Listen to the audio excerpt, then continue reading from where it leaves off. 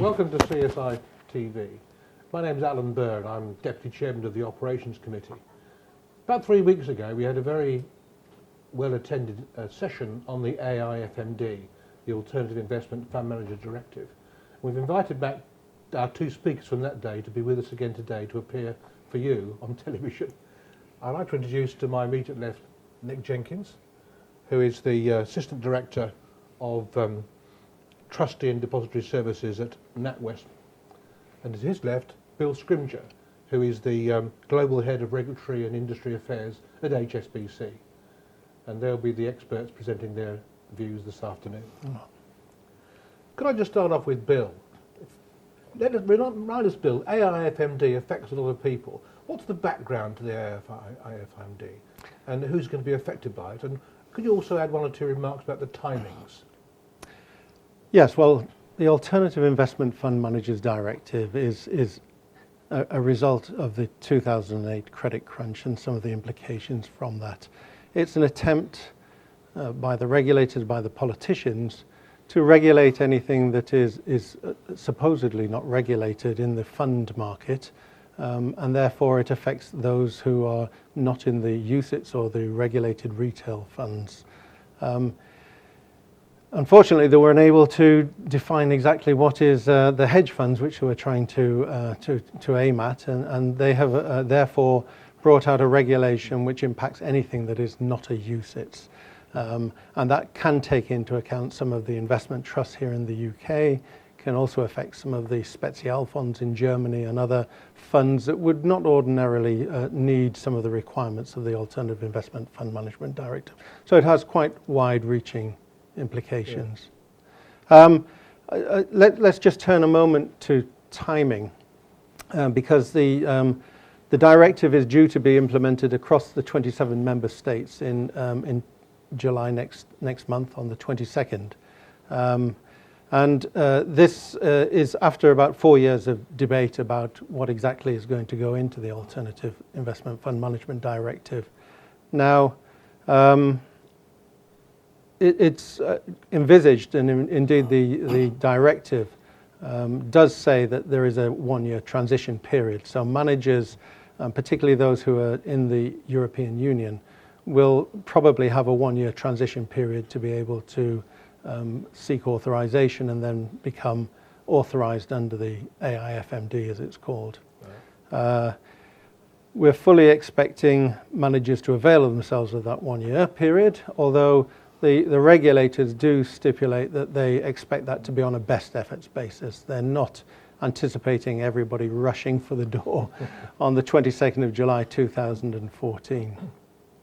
The impact of the AIFMD will be to require all fund managers, particularly in the European Union, to be authorized under their national home regulators before the 2014 period I mentioned earlier. And that requires also to have capital requirements of 125,000 euros minimum for fund managers, and then with a certain top up to a certain amount within the, if you're managing assets up to 250 million or over 250 million euros, I beg your pardon. It also requires a framework around governance, how you govern your funds, particularly around things like conflicts of interest, around remuneration. Mm-hmm. It requires operational frameworks, particularly around leverage, around liquidity. And it also looks at distribution of the fund within the European Union, and specifying who can distribute and who would still have to apply under the national private placement regimes. Now, at the heart of all this is investor protection. The regulators are keen that all the funds look after the interests of their investors. There's a feeling that perhaps in the past there's been too much focus on revenue generation, on profit and loss, and they want this balance to be brought back in to make sure that investors are protected in the event of a downturn or a default. And so there's a wide requirement around regulatory reporting and the passing of information, which to a degree fund managers at the moment are not expected to do. And at the heart of this is a piece around the appointment of a depository. And a depository we would know in the United Kingdom perhaps as a trustee. In France it's a depositaire. And there is a standardization and harmonization around the requirements for a depository. Now, you asked at the beginning what all this was about. This is really about bringing a standard or a level of understanding across the 27 member states of the European Union to bring the fund management industry up to a standard which we know the UCITS standard already, and this the AIFMD borrows heavily from the UCITS standards, so it brings this harmonization across the 27 member states as to how funds that are not in the UCITS world will operate in the future. There are some fund managers who will say, well, most of our investors are institutional investors and therefore this is not necessary, it's overkill. Whilst there are other fund managers who are more conservative and will say, well, we respect that the level of protection this brings to our investors is a lot better than we had previously, and the level of understanding about how people operate in the value chain is also there. So it's a level playing field across the EU, and that's what we've been attempting to bring in with that. Bill, thanks very much indeed. Thank you. I'd like to turn to you, Nick, if you wouldn't mind, and just go into a bit more detail on depositories and some of the issues flowing from that. Last time you spoke to the forum, you gave a lot of very useful information. We haven't got quite so much time today, so I wonder whether you could encapsulate the fundamentals about what is a depository and what are the issues affecting that and some of the control mechanisms. Yeah, absolutely. As Bill has mentioned, that the scope for funds that have to be within the AIFMD has been drawn quite wide. So as well as the typical hedge funds that it was designed for, any fund effectively, more or less any fund that's not a UCITS, has to have a depository. All right, so there's a lot of preparation for traditional depositories, certainly within the UK, to get ready for the big day or for whenever during the transitional period between July 2013 and July 2014 are ready to go and appoint a depository. So that's the first thing. A depository has to be appointed by the AIFM, which is the Alternative Investment Fund Manager, for any alternative investment fund that it operates. There are certain conditions that have to be complied with within that appointment. But there are some important functions that a depository has to do. It has to have oversight of that AIFM. For traditional depositories who are used to working with UCITS fund managers and non-UCITS retail scheme managers, that's not going to present too much of a problem. There's a few tweaks, but the areas of prescription in terms of oversight are more or less as they were. You've got valuation and such like. There are a couple of areas, though, where the depositories have to think about and perhaps pose a little bit of a challenge. That's in terms of the way its duties surrounding cash flow monitoring. Oh, yes. We'll go into that into a bit more detail. But also there's a challenge around the safekeeping of assets, because that's a very important function of a depository. Depository has to have control over the safekeeping of assets within a fund. Right. The difference here to what a depository has traditionally undertaken is that there's a burden of proof on the depository now if an asset is lost, to prove that it wasn't liable for that loss. That's quite a big change that depositories have to cope with at the moment. If I can just elaborate on a few of those aspects. Firstly, the appointment of a depository.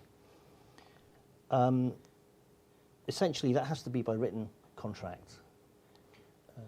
A depository has to be appointed in the jurisdiction of the fund. Who can be a depository? Well, it can be either a credit institution, an EU credit institution, a MiFID-regulated firm, which offers safekeeping, or a firm that's prudentially regulated. Okay. There are certain conflicts of interests that have to be avoided. The most obvious of those is that the AIFM, the fund manager, can't be a depository itself.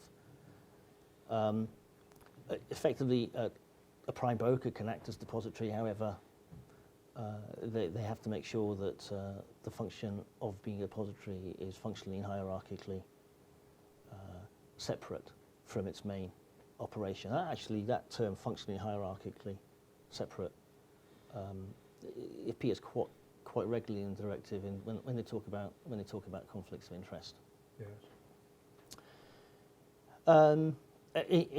In terms of the challenges, as I mentioned, around cash flow monitoring, depositories thought they were in a good place, in the sense that initial advice to the Commission from ESMA, the European Securities and Markets Authority,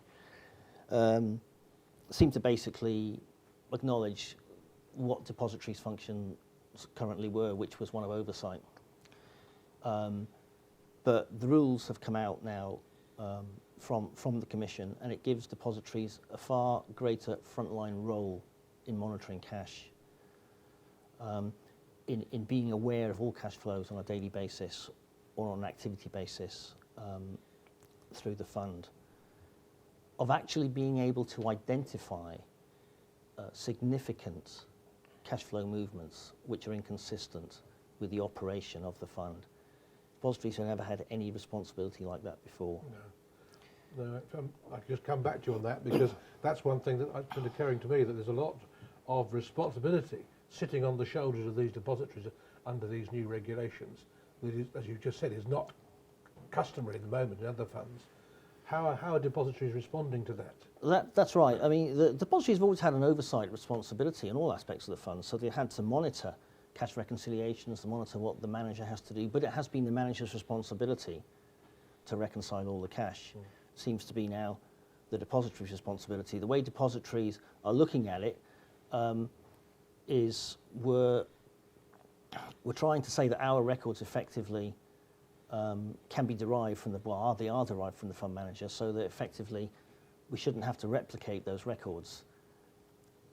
And if we can do that, and depositories are in discussions with the regulators at the moment about these points, then essentially we should be able to carry on with monitoring everything that goes on, albeit perhaps at a more frequent rate, perhaps on a daily basis. Yes. Rather will that than lead, Nick, to greater system deployment by firms like yours to be able to do this? Yes, if we actually have to use our own and create separate records, there's going to be definitely a resource implication. Yes, seems to me. And dare I say it, a cost implication as well. Quite so, yeah. But I might say there's also a separate conflict there as well with the board of directors of most of the funds, Nick, wouldn't you say so? That there is this fiduciary responsibility which the board of directors currently carries within a lot of these funds, and yet the depository now has this oversight, this fiduciary responsibility to look after the investors of the fund, or to look after the obligations for the investors of the fund. And therefore it's slightly in conflict with the duties of the board of directors. Nick, I don't know whether you've got any thoughts on that. You're absolutely right, Bill. And of course, if once you've got to the stage of a depository who has currently mainly a fiduciary oversight responsibility, once you put the depository in a situation of a frontline role, effectively basically organising the cash reconciliations and cash on the fund, there's effectively, you haven't really got a fiduciary responsibility above that to oversee that operation as well. So that could definitely introduce conflicts.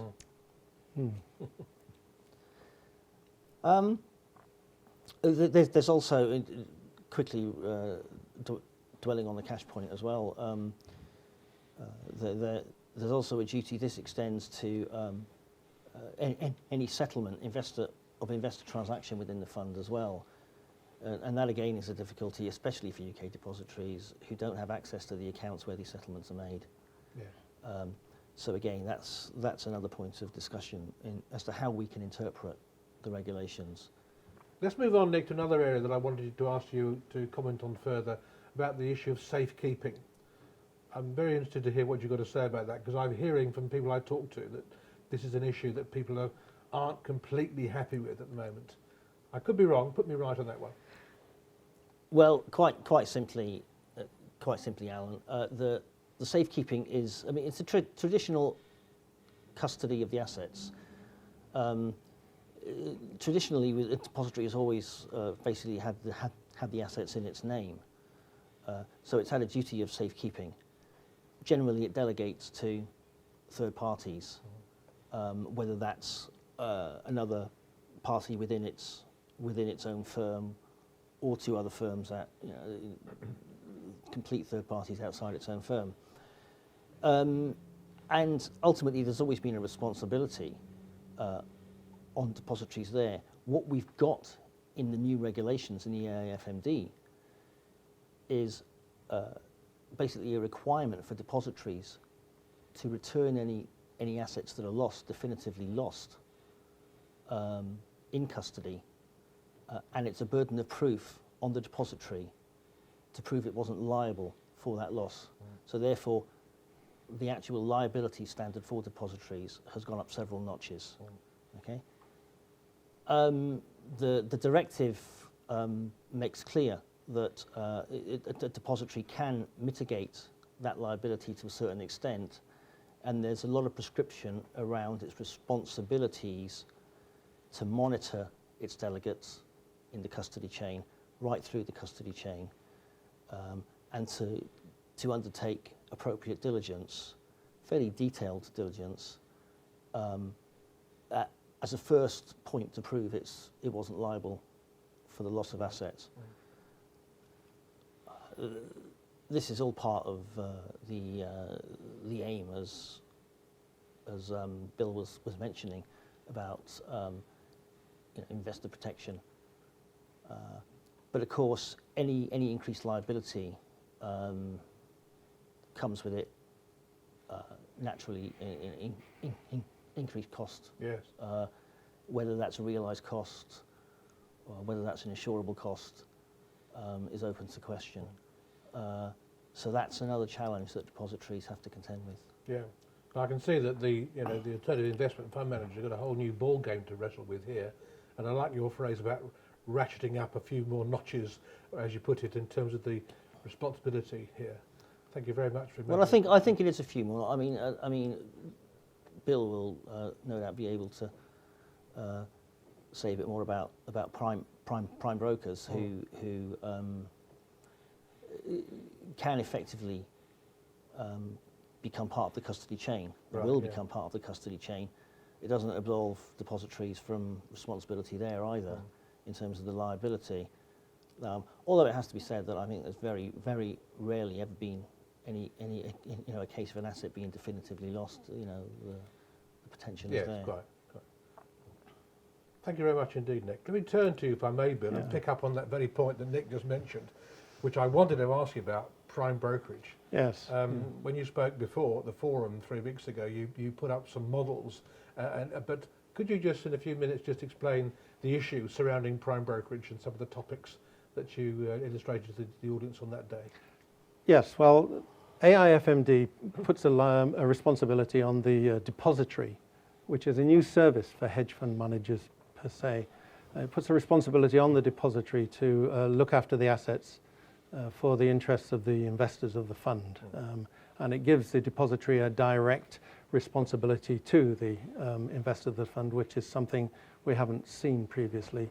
Now, normally a hedge fund would operate with an administrator who would produce pricing and valuations for the fund, and it would also operate with a prime broker who would provide finance, but also it looks after the assets, and a prime broker typically is given usually 100% of the assets of the fund, particularly of its equities and bonds, and they use those in the financing of the business. Under the AIFMD, the depository has two specific responsibilities. One is it has to look after the assets, it has to safekeep them, And secondly, it has to make sure that they're segregated away from other assets, its own assets or other assets, and keep them in an AIF segregated account. But it also has a responsibility to look through the assets to make sure it knows where those assets are at all times.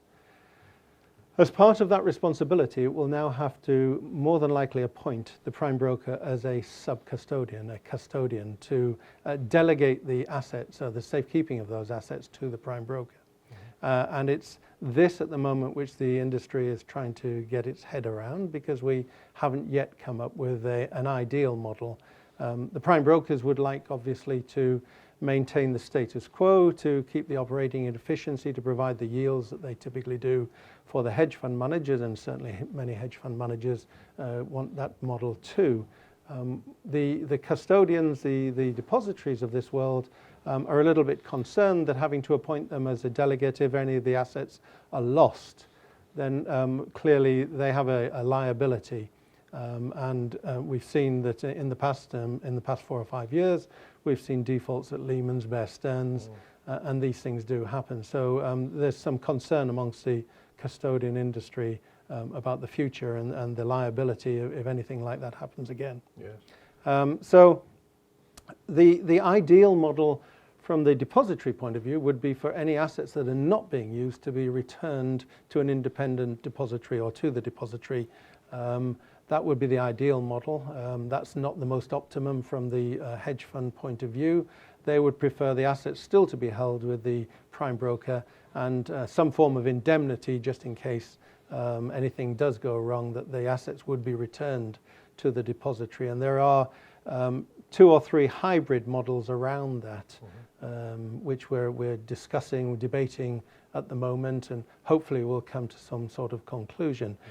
If the assets are left with the prime broker, they're outside of the control of the depository, and clearly it's this element of control, being able to make sure that your liabilities are within your capabilities, or certainly within your knowledge about what's happening with them. If they're left with the prime broker, it's likely that we would have to apply some form of different pricing model, some form of different contractual arrangements, and that's the kind of things we're debating at the moment, how that appears. But the depository appointment is a new appointment. It has been mandated by the AIFMD. The depository has a clear responsibility for those assets. It has to know where they are at all times. It has to know when they're being reused. It has to make sure that those aggregate assets are segregated. And therefore, if it is going to delegate down to sub-custodians, including prime brokers, it has to make sure that the standards are the same across all its network, whoever it uses, including the prime brokers. It seems to me, Bill, that sometimes hedge funds might be very active traders. Assets might be moving very, very sharply and accelerated pace around the market, thus in exacerbating the challenge to the controls you've outlined. Well, I think that's the key concern, and it's the uncontrolled, it's the unknown risks out there, it's the uncapped liability we may have. And I've no doubt that was in the minds of the regulators, the politicians, when they designed the AIFMD, this deep pocket risks. Who can we make sure pays up at the end of the day if anything does go wrong? But it is exactly that is taxing the minds of the custodians, the depositories at this moment. And hopefully we are close to some understanding, mutual understanding between the two groups. There are a lot of meetings going on, and we're getting closer to some form of solution. And it may well be that there are 2 or 3 different models come out of that, depending on the level of comfort that the depositories can get. Yes. Nick, one other thing occurs to me, if you could comment on this. Obviously, this AIFMD affects the European Union investors and funds set up, sold into the European Union and set up within the European Union. What about those hedge funds from North America, where most hedge funds come from, outside the EU? What's the issue there? Well, at the moment, funds can make use of private placement regimes, what is called private placement regimes. This is how they market their funds within the EU. And for the time being, those private placement regimes are still going to be in place. While that happens, a completely non-EU AIF fund, effectively, doesn't have to have a depository.